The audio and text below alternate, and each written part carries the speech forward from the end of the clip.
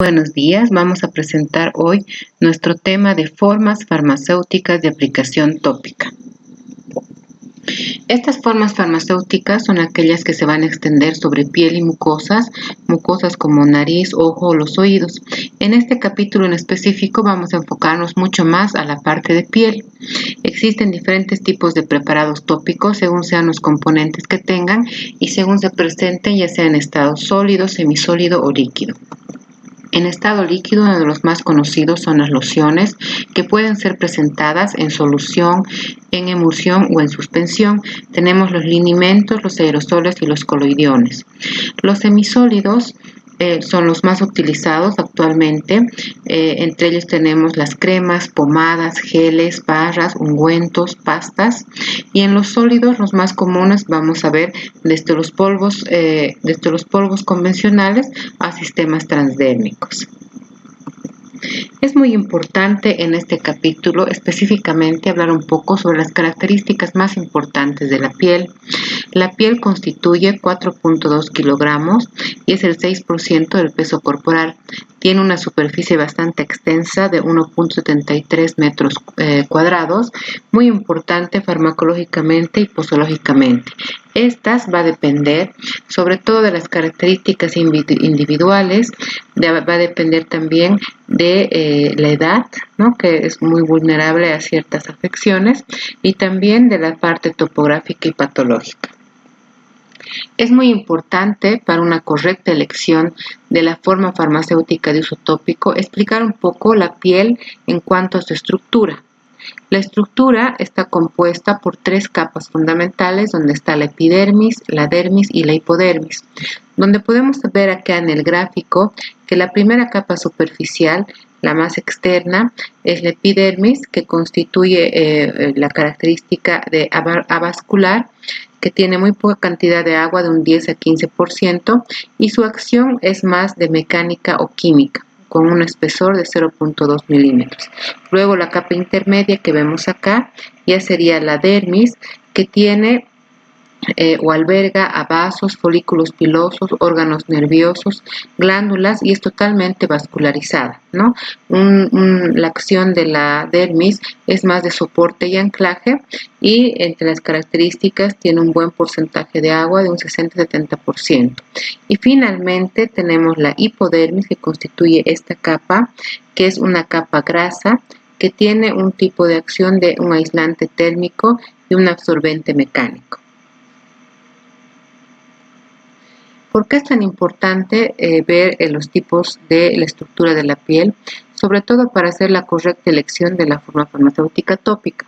Podemos ver en la epidermis que generalmente la forma farmacéutica tópica elegida tendría que tener un objetivo terapéutico más superficial, ¿no?, ya sea de hidratar, proteger, o algunas afecciones locales como acné, psoriasis, ¿no?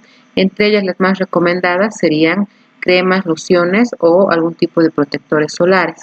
En cambio, la dermis, donde ahí ya tendríamos que aplicar una acción mucho más profunda, que puede ser antiinflamatoria, analgésica o algún tipo de antibacteriano, lo ideal sería la elección de un semisólido, ¿no?, o un líquido en emulsión.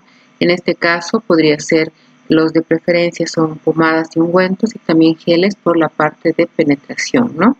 Y la hipodermis, que ya tendría una acción mucho más prolongada, ¿no?, que ya pasaría a una absorción en sangre.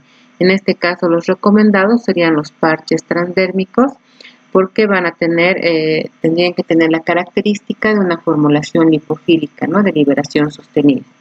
Acá podemos ver algunas características también que van a sustentar el cuadro, donde las cremas y lociones generalmente va a ser para la epidermis. Para la dermis, lo ideal serían pomadas, ungüentos, y también podrían entrar los geles, que son más oclusivos y van a aumentar la penetración en una piel hidratada, ¿no?, generalmente para este tipo de lesiones crónicas o pieles muy secas. Y los geles y soluciones de rápida absorción igual, preferidos cuando se busca un efecto más profundo en piel grasa, ¿no?, especialmente aquí podríamos decir la dermis. Y los parches transdérmicos en la hipodermis, que podríamos mencionar la nicotina o el fentanilo. Vamos a ver un poco la primera parte, un ejemplo de las formas farmacéuticas de uso tópico de consistencia líquida. Entre ellas, tal vez una de las más conocidas y también por su mecanismo y por su flujograma de operaciones son las lociones. Las lociones son formas farmacéuticas líquidas de uso externo que pueden tener diferentes acciones. Entre las más conocidas están las calmantes, refrescantes, protectoras, antisépticas, entre otros. La característica generalmente son de baja viscosidad, pueden ser acuosas, hidroalcohólicas u otras, y no necesitan fricción para su mecanismo de uso, ¿no? Entre los tipos de lociones tenemos tres: la de solución, lociones en solución, tenemos las soluciones en emulsión y tenemos las soluciones en suspensión. Las lociones en solución tienen la característica de ser claras, homogéneas, donde la característica más importante es que el principio activo está totalmente disuelto en el vehículo.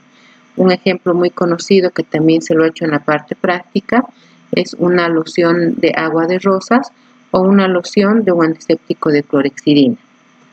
En emulsión tiene la particularidad de ser una loción que va a permitir mezclar ambas fases, ¿no? Presenta un principio activo emulsionado que puede estar presentado con fases inmiscibles de aceite en agua o agua en aceite, donde en los componentes, aquí en la emulsión tendría que tener algún tensioactivo que una estas dos fases, ¿no? Desde un polisorbato, un alcohol u otro, ¿no? Aquí un ejemplo clásico sería una loción capilar de aceites, ¿no? Entre los componentes tanto de la loción en solución como emulsión tenemos el principio activo, los cosolventes, los modificadores de pH como el ácido cítrico, tensioactivos que pueden ser un twin u otros, emolientes como la glicerina, quelantes, conservadores, correctores y vehículos.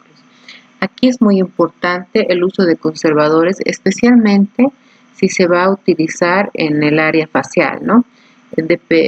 Justamente es un área bastante complejo, entonces se debería buscar un conservador que no irrite, ¿no? Uno de los más actuales, más utilizados, se va por lo natural, que sería un Cosward, o también podría ser algún otro tipo que no sea tan agresivo como los parabenos, ¿no? También tenemos los correctores, ya sea de color, olor, etcétera, y el vehículo. El flujograma de operaciones, tanto de la loción en solución como la de emulsión, es bastante simple, ¿no? Se hace la pesada de la medición, se hacen las diluciones, las mezclas, un enrase, una filtración y finalmente un envasado, ¿no? Si ya se hace un lote de producción a nivel industrial, se utilizan los reactores de acero inoxidable para mezclas grandes y podrían aquí también ya al final de la disolución hacer una filtración con filtros prensa, ¿no? Y finalmente ya para hacer el envasado un dosificador que puede ser un automático, y si se hacen preparaciones más pequeñas se puede hacer manualmente, ¿no? También vamos a ver las lociones en suspensión, que tienen la siguiente característica: un poco más complejas en su proceso. Recordando un poco la parte de suspensiones, este tipo de lociones tienen partículas finamente divididas en el principio activo, dispersadas en el vehículo en una proporción del 10 al 30%.